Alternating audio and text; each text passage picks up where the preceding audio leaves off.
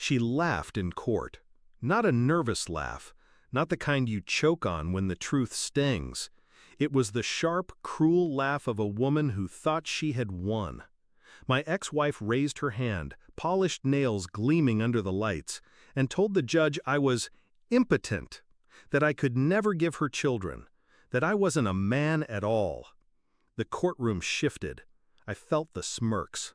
And when the gavel struck, her laughter followed me into silence. That was 6 years ago, and still it echoes. Backstory. Claire, that was her name. She was the kind of woman who could make cruelty look like charm, a smile that promised warmth but always came with teeth. When we met, I thought I'd found fire. In truth, I'd just volunteered to burn. I built her a home, funded her dreams, gave her loyalty, blind and undeserved. But loyalty means nothing to someone who feeds on dominance. The more I gave, the more she took. And when the marriage collapsed, she didn't just walk away, she dragged my dignity with her. In front of strangers, she carved me open with that lie, and she left me there to rot. Discovery. But time has a way of playing favorites. 6 years passed, enough for scars to harden into armor, enough for her to remarry, enough for me to build a new life. And fate? Fate has a taste for irony. A woman entered my world quietly. No cruelty, no games, only truth. With her came the one thing Claire had sworn was impossible: a son, mine. The boy's first cry drowned out her courtroom laughter. His every step silenced her lie. I didn't chase revenge then. I didn't need to. But revenge has patience. It waits. The shift. One afternoon, I took my son to the park. The air smelled of cut grass and ice cream. His laughter echoed as we tossed a ball between us. And then I heard it. Her voice. I turned. Claire, walking with her new husband, his arm draped around her like a trophy he didn't know was rusted. She froze when she saw me. Her smile faltered when she saw him, my son. The contradiction to her public performance. The proof that her victory had always been a lie. Her face twisted. Confusion, denial, then fury.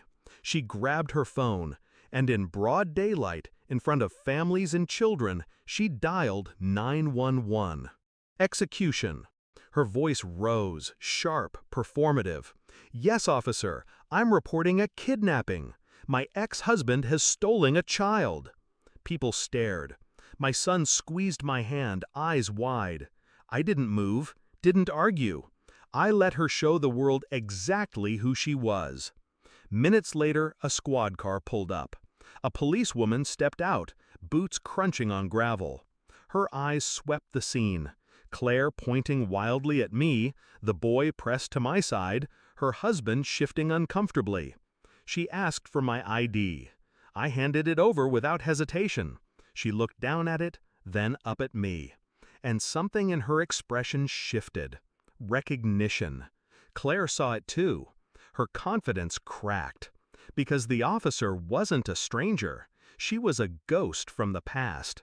Someone Claire had mocked just as viciously years ago, back when cruelty was her sport and humiliation her currency. The climax. The officer's voice cut clean through the chaos. "Ma'am, this is his son." Claire blinked, shook her head. "No, he can't. He's impotent. He can't." The words spilled out, the same poison she once used to dismantle me in court. But this time, they fell flat, hollow. The officer turned her gaze on Claire, cold and sharp. "False reporting is a crime. Do it again, and you'll answer to me." Her husband tugged at her sleeve, whispering for her to stop, to walk away. But she couldn't. She was unraveling. Her eyes darted back to my son, the living proof of her lie, the truth she swore the world would never see. And in her face, I saw it. The collapse, the humiliation, The public stripping she once inflicted on me now returned in full. Resolution. She didn't laugh this time. She couldn't. I took my son's hand and walked away. Her voice shrank behind us, desperate, broken, unheard. I didn't shout, didn't gloat, didn't need to. Because 6 years ago, she buried me in lies. Today, the truth stood beside me, breathing, laughing, alive. And she finally understood. What she mocked, I became. What she erased, I restored. What she tried to kill in me, I resurrected. She thought impotence defined me, but all it ever defined was her downfall.